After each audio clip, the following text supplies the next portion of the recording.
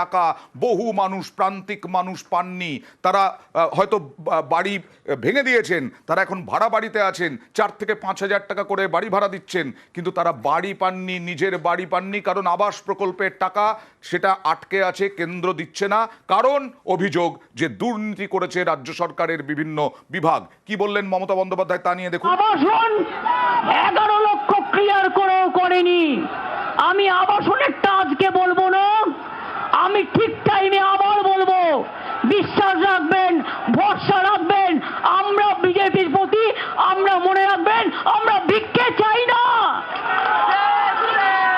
আমরা জয় করতে চাই, আমরা কথা দিলে কথা রাখি। টাকা কোথা থেকে আসবে? মানুষের টাকা, মাটির টাকা, মজুরির টাকা, কাজের টাকা। আন্দোলনই শুধু নয়, আন্দোলনের পরেও যে অন্য একটা গঠনমূলক সিদ্ধান্ত নেওয়া যায় সেইটাই আজকে মমতা বন্দ্যোপাধ্যায় তুলে ধরার চেষ্টা করলেন, এবং বিরোধীদের কাছে চ্যালেঞ্জ কিনা, যেটা বারবার আমি নেতাদের জিজ্ঞেস করছিলাম। তুহিন, একদমই বিরোধীদের কাছে চ্যালেঞ্জ। তার কারণ ওই যেটা আমি বলছিলাম, যে রাজনৈতিক বিশ্লেষকরাও যেটা মনে করছেন, এবং এটা মমতা বন্দ্যোপাধ্যায়ের একটা মাস্টার স্ট্রোক, যে এই যে লোকসভা ভোটের আগে গরিব প্রান্তিক মানুষের টাকা রাজ্য সরকার দিয়ে দেবে, যে টাকা কেন্দ্র দিতে পারত, কেন্দ্র দিত, যে কেন্দ্র যেটা আটকে রেখেছে, বারবার যেটা অভিযোগ করছে, সেটা রাজ্য সরকার, রাজ্যের তৃণমূল সরকার দিচ্ছে। এবং স্বাভাবিকভাবেই এই গরিব মানুষের সেন্টিমেন্টটা কিন্তু তৃণমূল কংগ্রেস বা তৃণমূল কংগ্রেস সরকার বা মুখ্যমন্ত্রী মমতা বন্দ্যোপাধ্যায় জিতে নেবেন।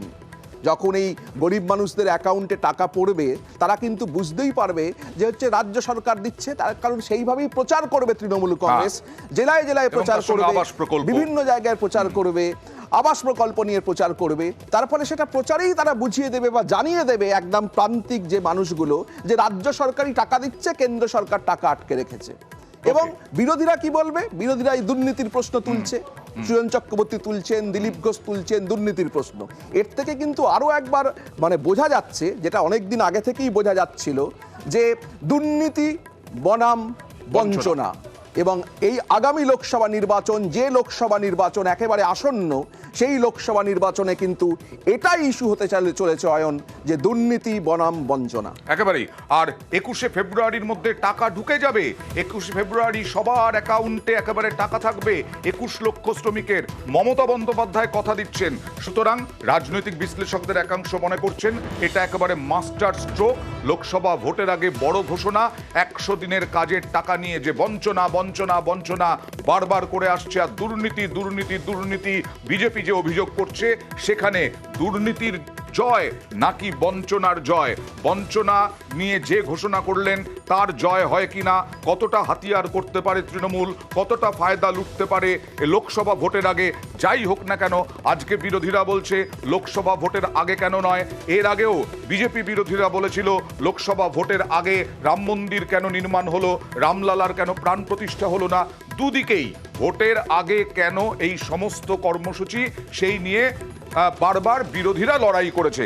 আমার সঙ্গে রয়েছেন রাজনৈতিক বিশ্লেষক শিবাজি প্রতিম বসু, অধ্যাপক শিবাজি প্রতিম বসু। শিবাজি বাবু, ইতিমধ্যে আপনি জেনেছেন যে মুখ্যমন্ত্রী ধর্ণা দিয়েছেন, মুখ্যমন্ত্রী প্রতিবাদ জানিয়েছেন, মুখ্যমন্ত্রী প্রধানমন্ত্রীর সঙ্গে দেখা করেছেন অনেকবার। 100 দিনের কাজের টাকা সেটা বাকি আছে। বহু শ্রমিক তারা আর কাজ পাচ্ছেন না, বকেয়াও বাকি আছে। আর আবাস প্রকল্পের টাকা, এর মধ্যে 100 দিনের কাজের টাকা নিয়ে ধর্নায় বসলেন। আজকে ঘোষণা করে দিলেন যেটা কেন্দ্রের দেওয়ার কথা। দুর্নীতির অভিযোগ উঠেছে কেন্দ্রের বিরুদ্ধে, বিজেপির বিরুদ্ধে। বিজেপি বলেছে যে দুর্নীতি করেছে তৃণমূল, দুর্নীতি করেছে সরকার, হাজার হাজার কোটি টাকা। এবার 21 লক্ষ শ্রমিকের ব্যাংক অ্যাকাউন্টে 21শে ফেব্রুয়ারির মধ্যে বকেয়া টাকা দিয়ে দেবে রাজ্য সরকার। এটা কতটা ফায়দা লুটতে পারবে, কতটা মাস্টার স্ট্রোক মমতা বন্দ্যোপাধ্যায়?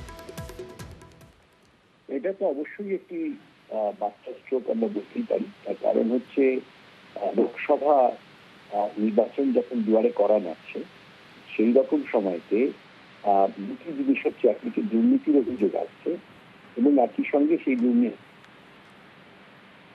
হ্যাঁ শিবাজিদা, খতিয়ান তারা দিয়েছেন, রাজ্য সরকার না মেনে টাকাটা আটকে রেখেছে। দেখুন, আজ শেষ পর্যন্ত কিন্তু যেটা হচ্ছে, সাধারণ মানুষ টাকা পাচ্ছে না। সাধারণ মানুষ কিন্তু জানতে চায় না দুর্নীতির জন্য তারা টাকা পাচ্ছেন না বা কি কারণে টাকা পাচ্ছে না, তারা কাজ করেছেন, তারা টাকাটা চান। সুতরাং এই মুহূর্তে তাকে টাকাটা দেওয়া, 21 লক্ষ পরিবারের কাছে টাকাটা আসা, এটা লোকসভা ভোটের আগে একদিকে যেমন আমরা টাকাটা দিয়ে দিলাম, তোমরা টাকাটা পেলে এবং আমাদের কাছ থেকে পেলে, অন্যদিকে বিজেপি দিল না তোমাদের। এই দুটি জিনিস করা একই সঙ্গে একই স্ট্রোকে, এই দুটি যাকে বলে এক ঢিলে দুটি পাখি মারা, সেই জায়গাটার একটা বড় তার যদি সত্যি দিতে পারেন 21 লক্ষ টাকা, 21 লক্ষ মানুষকে তাদের এক পাওনা টাকা, তাহলে এটা আমি বলবো বিরাট বড় কাজ। কারণ সাধারণ মানুষ কিন্তু যাদের প্রাপ্য টাকা একদম, আমরা ভাবি অয়ন যে কারা এই টাকায় কাজ করে, তারা কখন মানে তাদের আর্থিক অবস্থা কেমন, তাদের কাছে কিন্তু টাকা পাওয়াটা খুব জরুরি। কার জন্য টাকা পেলো না, কি কারণে টাকা পেলো না সেটা নয়। সুতরাং এটার মধ্যে ধন্যবাদ শিবাজী। আরো অন্যান্য খবর রয়েছে, আরো